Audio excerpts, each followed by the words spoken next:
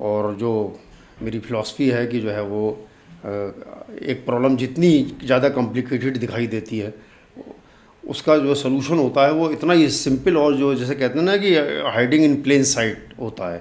तो इसी तरीके से मैंने जो सॉल्यूशन पेश किया है, ये मेरा क्लेम है, आप इसे अहंकार। और एग्रीकल्चर सब्सिडीज़ जो है वो एक्चुअली जो है, लोग सब्सिडी के, कुछ लोग कहते हैं कि मैं प्रिंसिपली अगेंस्ट सब्सिडी, जो है एग्रीकल्चर सब्सिडी आप स्टॉप कर देंगे उसका क्या नतीजा होगा?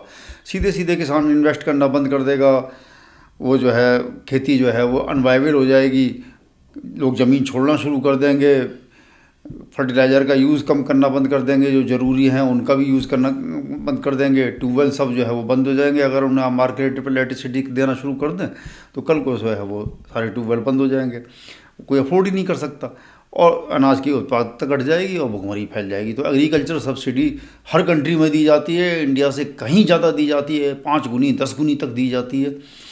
बस ये है कि एग्रीकल्चर सब्सिडी इस तरीके से दी जाए वो हर किसान को अवेलेबल हो, और वो फिर उसका वो प्रूडेंट यूज़ करे और उसमें लीकेज की गुंजाइश ना हो और डायरेक्ट बेनिफिट होगा। कोई भी जो सभ्य समाज है, जो अपने को जो है सभ्य समाज कहता है, रिस्पॉन्सिबल सोसाइटी डिक्लेयर करता है, केयरिंग सोसाइटी डिक्लेयर करता है या बनना चाहता है, वो जो है जो उसके समाज के जो सबसे वल्नरेबल सेक्शन हैं उनको जो है वो अपने किसी भी जो है वो जो योजना है उसके एम्बिट से बाहर नहीं रख सकता।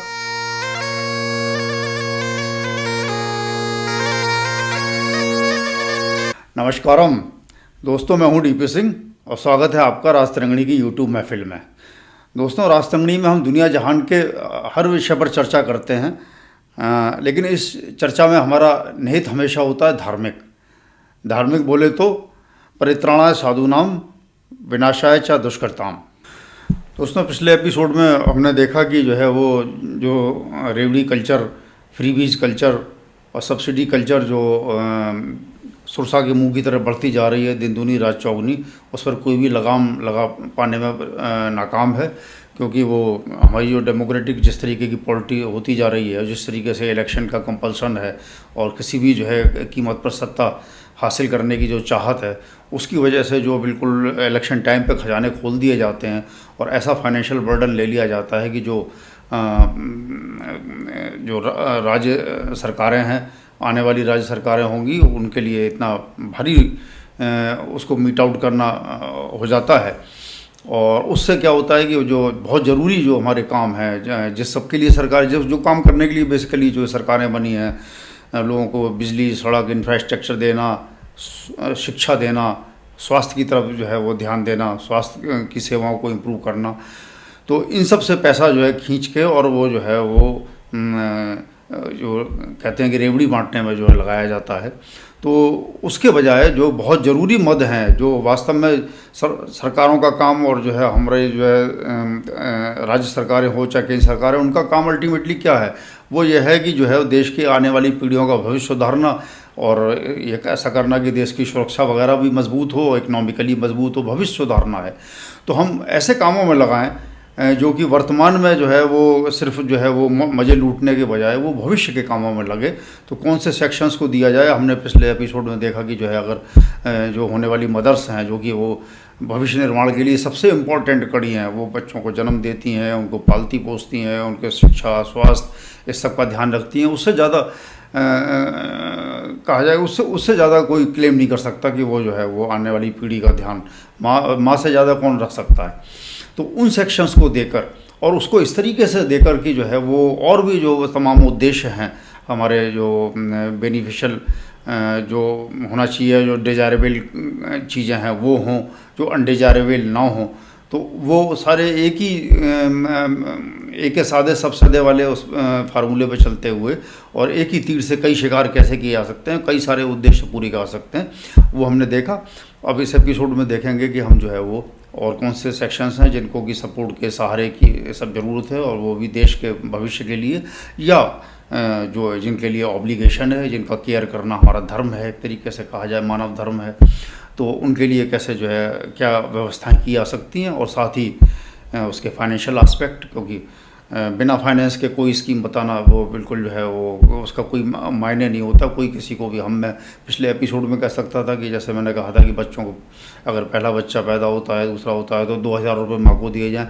मैं उसे 2 लाख रुपये बोल सकता था, मेरी जेब से क्या जाता है। लेकिन जब तक मैं फाइनेंशियल उसके वो कहाँ से आएगा, कैसे अरेंज होगा, वो सरकारों की देने की कैपेसिटी के अंदर होगा या नहीं होगा, जब तक मैं ये सब नहीं बताता हूँ और क्या फाइनेंशियल इम्प्लीकेशंस होंगे, तो ऐसे प्रपोजल का कोई मीनिंग नहीं होता है। तो ये उसके फाइनेंशियल इम्प्लीकेशंस, फाइनेंशियल एस्पेक्ट्स और वो कहाँ से अरेंज होगा, ये सब में तो दोस्तों सब्सिडी के दूसरे क्लेमेंट मेरे हिसाब से किसान हैं, जो ट्रूली स्पीकिंग जो अपना खून पसीने की कमाई से जो है वो हम लोगों को सस्टेन करते हैं। उन्हें सोसाइटी का सपोर्ट चाहिए और ग्रेटिट्यूड चाहिए। अगर देश को जो है वो वास्तव में अगर जो है वो प्रॉपरली फेड सिटीजन्स का जो है प्राउड नेशन और प्रोग्रेसिव नेशन बनना है, तो जो भारत है वो किसानों की समस्याओं को से जो है वो अपने को अलग नहीं कर सकता। तो दोस्तों जो मेरा प्रपोजल है वो जो है वो ये है कि कैश पे आउट, ऑफ कोर्स सब जगह मैंने कैश पे आउट रखा है, कैश पे आउट 1,200 रुपये पर मंथ जो है, जो 0.2 हेक्टेयर इस पर लैंड है या उससे कम लैंड है। 0.2 हेक्टेयर का मतलब हुआ कि करीब 2.5 एकड़। तो ये हुआ आपका करीब जाके जो है वो 0.2 हेक्टेयर हो गया, करीब 3 बीघे के करीब जो है वो जिस पे ज़मीन 3 बीघे या 3 बीघे से कम है, उसको 1,200 रुपये पर मंथ जो है वो सब्सिडी, जिसमें कि सब कुछ शामिल होगा। फिर उसको उसमें फर्टिलाइज़र सब्सिडी शामिल है, फिर बाकी सब्सिडी उसकी सब वो बंद रहेंगी, और बिजली की भी सब्सिडी उसमें शामिल है, सारी सब्सिडी शामिल है। 1,200 रुपये पर मंथ उसको 3 बीघा या 0.2 हेक्टेयर से कम वाले को दिया जाएगा। इसके बाद जो है वो हर 0.1 हेक्टेयर एडिशनल अगर लैंड है तो उस पर 100 रुपये बढ़ा के दिए जाएंगे। तो जो कि 4 हेक्टेयर तक अगर ज़मीन है, से 10 एकड़ तक ज़मीन है, तो उसको मैक्सिमम 5,000 रुपये पर मंथ दिया जाएगा। तो अगर किसी पर 10 हेक्टेयर है तो भी उसे 5,000 रुपये पर मंथ मिलेगा, और 4 हेक्टेयर है तो भी 5,000 रुपये पर मंथ मिलेगा। और ये जो पे आउट होगा, ये जो है एग्रीकल्चर इनपुट्स जो हैं, जो power, diesel, fertiliser, seed, pesticide और लेबर वगैरह हैं, इनका जो भी एक एग्रीकल्चर एक इंडेक्स होगा महंगाई का, वो उससे जुड़ा रहेगा। एग्रीकल्चर जैसे महंगाई बढ़ेगी उसका जो है ये पे आउट उसी प्रोपोर्शन में बढ़ा दिया जाएगा। मैं आपसे कहना भूल गया कि पहला वाला जो मेरा इंडेक्स था, जो प्रपोजल था, जो मदरहुड पर्स था, इसको मैं अन्नदाता पर्स का, इसको मैं बल्कि धरती पुत्र पर्स कहना ज़्यादा पसंद करूँगा। तो जो मदरहुड पर्स था वो भी जो है वो जो इन्फ्लेशन इंडेक्स जैसे सरकारी कर्मचारियों को मिलता है, वो उससे वो जोड़ा जाएगा। ये नहीं है कि 2,000 रुपये आज की तारीख में मैंने प्रपोज़ किए हैं तो 20 साल बाद भी उसको सरकार 2,000 रुपये दे के टरका रही है। तो इसी तरीके से ये भी जो है वो एग्रीकल्चर के इनपुट का जो इन्फ्लेशन इंडेक्स है उससे जोड़ा जाएगा। तो अभी जो सब्सिडी है वो ऑफ कोर्स जो है वो उसके बहुत से नुकसान हैं। उसमें पिलफरेज और जो है वो लीकेज तो हैं ही।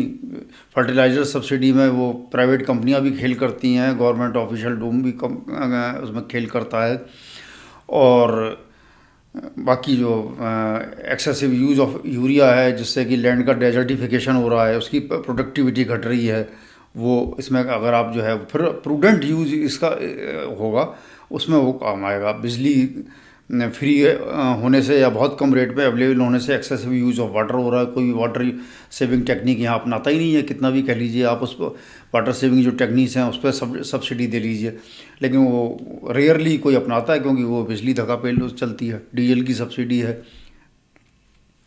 तो इस सब की वजह से जो है जो नुकसान हो रहे हैं और वो इससे काबू होंगे। पैसे आपके हाथ में दे दिए हैं और जितनी आपको सब्सिडी अभी कुल मिला के मिलती है उससे ज़्यादा दे दिए हैं। हर किसान के हाथ में पहुंचेंगे जो पहले सब्सिडी के दायरे से बाहर थे, जिनके पास ट्यूबवेल नहीं था, जो फर्टिलाइज़र का बहुत कम इस्तेमाल करते थे या नहीं कर पाते थे, उनके हाथ में भी ये सब्सिडी पहुंचेगी। तो उनके हाथ में पैसा आएगा, वो ज़्यादा इन्वेस्ट कर सकते हैं, कर्ज में डूबने से बच सकते हैं।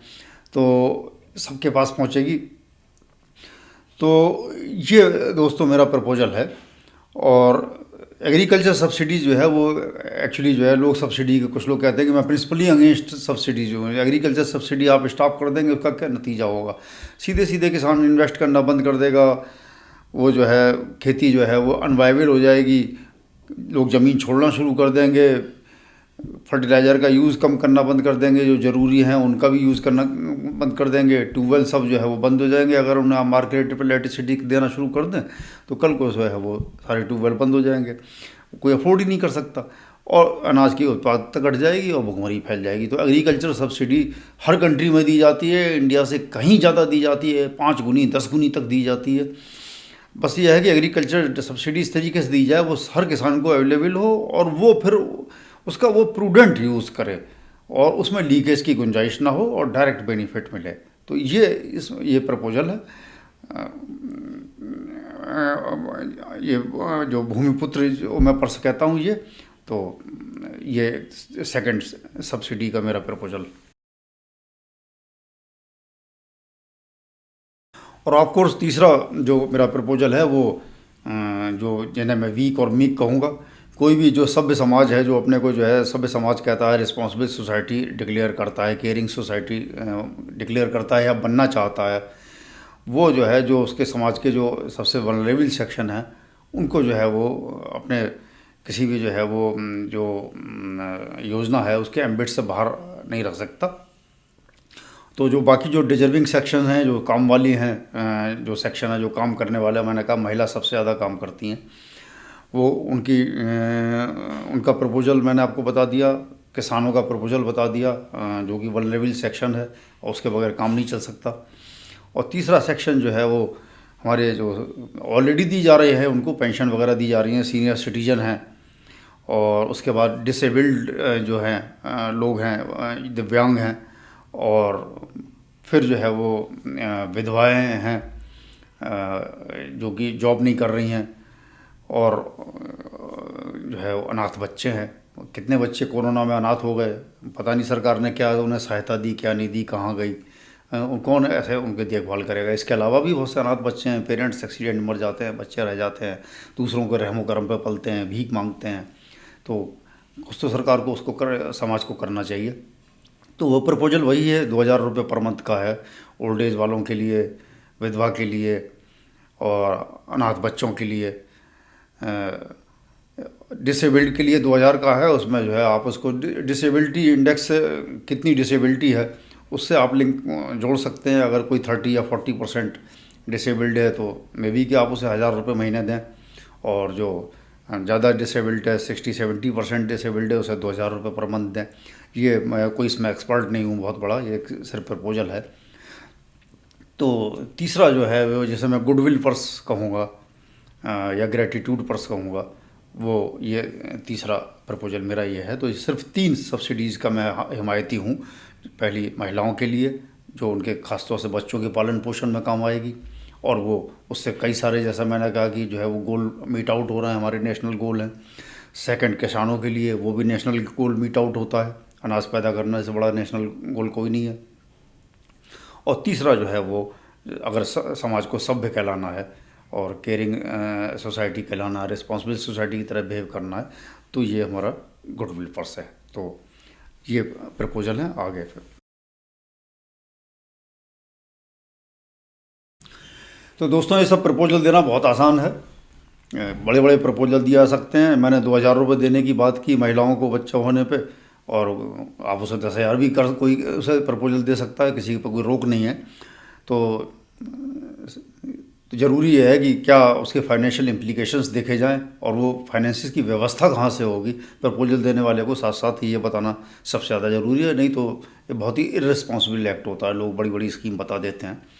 तो ये सब देखना ज़रूरी है। तो फाइनेंशियल आउटगो की जहाँ तक बात है, तो जो हमने हैप्पी मदरहुड पर्स की बात की, तो उसमें 0 से 18 एज के जो पॉपुलेशन के जो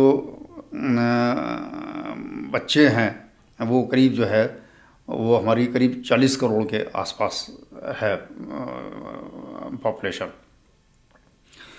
तो उसमें आप जो है जिनके जो है 3 से ज़्यादा बच्चे हैं, 4, 5, 6, 7, 8 बच्चे वाले भी हैं, उनको आप निकाल सकते हैं। तो अभी जो एग्जिस्टिंग है वो ये नहीं है कि ये प्रपोजल जो है वो आगे जो बच्चे मदर बनेंगी आज से बनना शुरू होंगी उनके लिए है। जो एग्जिस्टिंग बच्चे हैं, एग्जिस्टिंग मदर्स हैं, ये उनके लिए भी है। उन बच्चों की भी लालन पालन हो, उसी से हमारी नेक्स्ट पीढ़ी बनेगी। अभी जो बच्चे पैदा होंगे उससे तो नेक्स्ट टू नेक्स्ट जो है वो फ्यूचर डिसाइड होगा। तो उनके लिए तो अगर हम उसको करीब पॉपुलेशन को जो है जो जिनको बच्चों के बिना पे जो मदद मिलनी है, मदर को जो सब्सिडी मिलनी है वो 32 करोड़ के आसपास मान लें, तो ये इससे हमारा करीब जो है साल का जो है सरकार का 8 लाख करोड़ रुपए जो है वो करीब इसमें फाइनेंशियल आउटगो बनता है। तो उसके अलावा जो है वो 8 करोड़ महिलाएं करीब ऐसी होंगी जो 45 से 60 साल के, जिनके बच्चे एडल्ट हो चुके हैं और वो अब बच्चों की बिना पे वो जो है पर्स की हकदार नहीं है, लेकिन वो महिला होने की बिना पे हकदार हैं। और आगे भी आप एकदम से विड्रा कर लें, आगे भी उसको खर्च करना होता है बच्चों पे या सेल्फ मेंटेनेंस करनी होती है। तो जो 45 से 60 साल की महिलाएं हैं, 60 साल से ऊपर की तो वृद्धावस्था में हम उसे काउंट करेंगे, वो उनकी पॉपुलेशन 8 करोड़ के करीब मानी जा सकती है। तो 2,000 रुपये पर मंथ से वो करीब 2 लाख करोड़ रुपए का आउटगो ये बैठता है। मेरा प्रपोजल ये है कि जब बच्चा लेडी जब तक जो सब हर औरत को नहीं है, जो वो बच्चा जब तक पैदा करने की एज पर आती है, नहीं करती है, चाहे वो 25 साल की एज में है, 28 साल की एज में, तब तक मेरा कोई प्रपोजल नहीं है कि उनको पैसे दिए जाएं।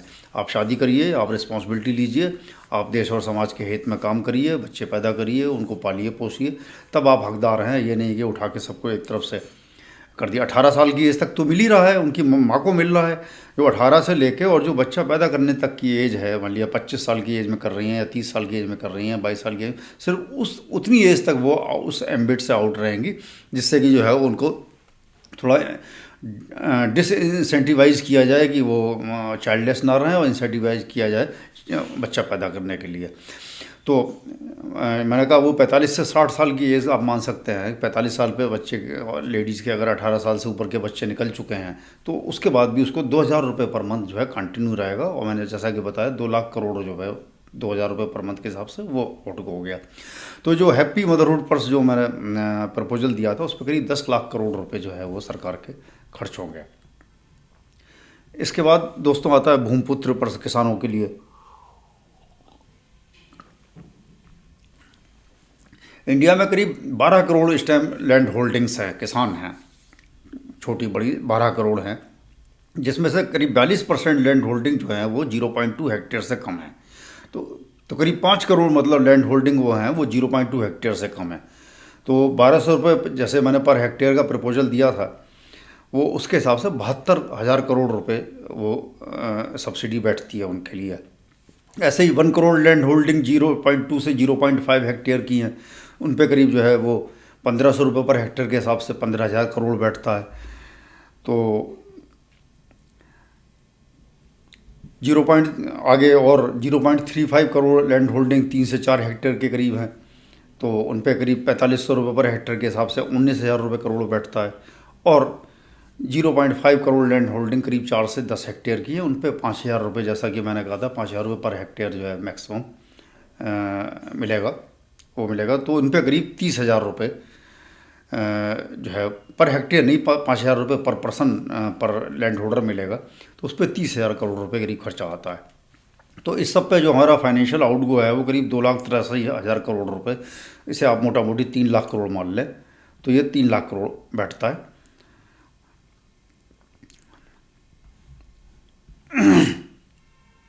और इसमें से देखने वाली बात यह है कि अभी जो ज़्यादातर हमारे किसान हैं जो बहुत मार्जिनल लैंड होल्डर्स हैं, जो 0.2 हेक्टेयर्स के से नीचे के हैं, उनको अभी तक कुछ भी नहीं मिल रहा है। उनको वो ट्यूबवेल नहीं लगा सकते इतनी लैंड पे, फर्टिलाइज़र वो नाम मात्र का यूज़ अगर कभी करें, जो सिर्फ जो है वो बारिश पे आधारित पे डिपेंडेंट है, बारिश के पानी पे, वो क्या फर्टिलाइज़र लगाएगा, ना उस पर पैसे होंगे, लंगोटी बांध के वो खेती करता है। तो उनको अभी तक कुछ नहीं मिल रहा था। तो इस तरीके से बहुत जो है वो ये जो प्रपोजल है, इससे बहुत लोगों के पास जो है ये गवर्नमेंट की हेल्प पहुंचेगी और वो बेटर कर सकेंगे। मेरा इसमें जो प्रपोजल है वो एमएसपी ख़त्म करने का भी है। अभी एमएसपी करीब 12 करोड़ किसान हैं, जिसमें से सिर्फ 1.3 करोड़ किसानों को जो है किसी भी तरीके का एमएसपी या प्रोक्योरमेंट सिस्टम का जो है वो फ़ायदा होता है। तो ये एमएसपी सिस्टम ख़त्म करने का प्रपोजल है। वो उसके आगे एमएसपी का क्या रिप्लेसमेंट हो, क्या बेटर रिप्लेसमेंट हो, वो मैंने और किसी एपिसोड में डिस्कस करूँगा। लेकिन फ़िलहाल जो है वो एमएसपी सिस्टम ख़त्म करने का और ये मंडी वगैरह ख़त्म करने का प्रपोजल, जैसा कि किसान उसमें था, लाज में था, जो कृषि लाज आए थे उसमें है। उसका क्या व्यवस्था और होनी चाहिए, ये मैं एपिसोड में डिस्कस करूँगा। फ़िलहाल मेरा ये है कि एमएसपी ख़त्म कर दी जाएगी। इसके बाद जो है वो गुडविल पर्स है, जो कि विकलांगों को और क्या नाम आपके वृद्धावस्था वालों को, अनाथों को, विधवाओं को ये सब दिया जाएगा। तो ये करीब 12 करोड़ जो है वो ओल्ड एज पर्सनस और 1 करोड़ डिसेबल्ड पर्सनस हैं।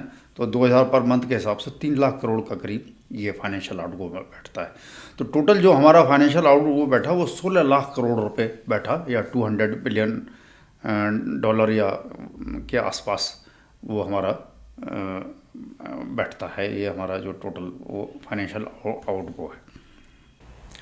तो दोस्तों, इस एपिसोड में हमने अपना जो टॉपिक चल रहा है सब्सिडीज़ और सो कॉल्ड फ्रीवीज़ और रेवड़ीज़ का, उसमें और आगे विचार किया कि किन सेक्शंस, कौन से जो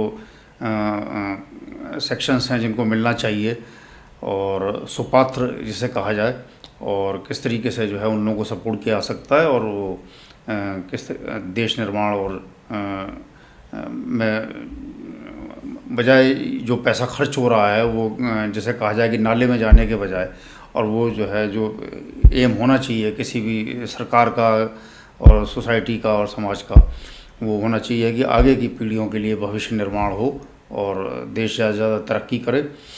तो किस तरीके से उस पैसे को जो है ऐसी मद में लगाया जाए कि जिससे कि वो भविष्य निर्माण की डायरेक्शन में बढ़े। और कुछ सेक्शंस ऐसे होते हैं जिनको कि वो हमारी केयर की ज़रूरत होती है, हमारे सपोर्ट की ज़रूरत होती है, जो कि मानवता के भी दायरे में आता है, ड्यूटी के दायरे में आता है, धर्म के दायरे में आता है। तो उनको भी सपोर्ट करना कर्तव्य है। तो ये सब हमने डिस्कस किया। अब आगे आने वाले एपिसोड में जो इसके फाइनेंशियल इम्प्लिकेशंस हैं, कितना पैसा खर्च होगा, कहाँ से आएगा, कितना अब तक खर्च हो रहा था, उससे कहीं बहुत ज़्यादा तो खर्च नहीं हो जाएगा, और ये सब हम डिस्कस करेंगे। और इसके अलावा ये भी डिस्कस करेंगे, देखेंगे कि इससे कितने और इसके जो साइड इफ़ेक्ट्स, जैसे फिल्म आई थी प्यार के साइड इफ़ेक्ट्स, इसके साइड बेनिफिट्स कितने हैं। आप देखेंगे कि इतने बेनिफिट्स हैं कि जो उंगलियों पे काउंट भी नहीं किए जा सकते। तो उन सारे बेनिफिट्स को हम लोग विचार करेंगे। और तब तक के लिए आप आखिर तक जुड़े रहने के लिए आपका बहुत बहुत शुक्रिया। एपिसोड अच्छा लगा हो तो लाइक, कमेंट, सब्सक्राइब ज़रूर करें। लाइक तो ज़रूर ही करें, क्योंकि उससे जो है वो आपको पता है कि जो है वो हमारी इसकी यूट्यूब की जो एल्गोरिथम है वो लाइक पे बहुत ज़्यादा जोर देती है, और उसी से जो है वो इस चैनल का और इन एपिसोड्स का जो भी हम लोग थीम उठा रहे हैं उसका प्रचार प्रसार होगा। और तब जब तक आपका आखिर तक जुड़े रहने के लिए बहुत बहुत शुक्रिया। जय हिंद, जय हिंदू।